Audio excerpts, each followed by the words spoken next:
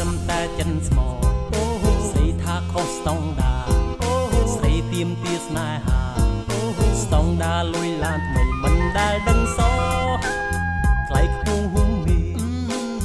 ពិតជាចំឡាយផ្លែកណាស់លោកកៃក្តីស្នេហាស្រីស្អាតចិត្តធំគួរឲ្យរអាស្តង់ដាស្រីស្អាតតែគិតស្តង់ដាលុយឡានវីឡាជាសំខាន់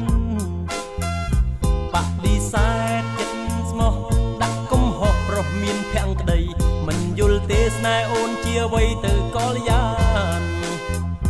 បដិសេធរូបបងដោយបំណងលបលួងសាមានចិត្តមានស្នេហ៍តែលើលុយឡានស្រីថាក្រទទួលមិនបានទេអាងមានសម្រងលើកំពុងហ៊ុននិស័យស្នេហ៍អប្រេឃើញតែប្រាំងใจបណ្ណឹងដាក់កម្រិតមិនអាណិតចិនប្រខ្លះសោះស្រស់មាសមេ